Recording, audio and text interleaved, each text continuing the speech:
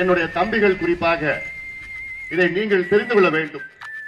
காரணம் 87 பிறகு பிறந்தவர்கள் இளைஞர்களுக்கு அந்த காலத்து போராட்டத்தை பத்தி இன்னும் தெரியவில்லை. எத்தனையோ போராட்டங்கள், ஆர்ப்பாட்டங்கள், ஒரு நாள் சாலை மறியல், ஒரு நாள் ரயில் மறியல், தூக்கு கயிறு போராட்டம், பட்டநாமம் போராட்டம், சாலை மறியல், மனித சங்கிலி என்றெல்லாம் நடத்தி பிறகு ஆட்சியாளர்கள் உங்களுக்கு இடஒதுக்கீடு தனியாக கொடுக்க முடியாது திட்டவட்டமாக சொன்ன பிறகு வழி இல்லாமல் ஒரு வாரம் சாலை மறியல் நடத்துவோம் என்று ஐயா அவர்கள் அறிவித்தார்.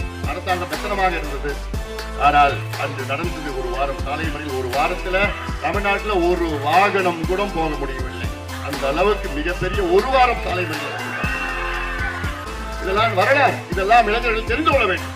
கலைஞர் அவர்கள் 89 ஆட்சிக்கு வந்தவுடன் ஐயா மீண்டும் கலைஞரை பார்த்து சொன்னார், நீங்கள் எங்களுக்கு கொடுக்கவில்லை என்றால் அந்த ஒரு வாரத்தை விட ஒரு மாதம் சாலை மறியல் நடத்துவோம் என்று சொன்னவுடன் உடனடியாக கலைஞர் அதெல்லாம் ஐயா பண்ண வேண்டாம்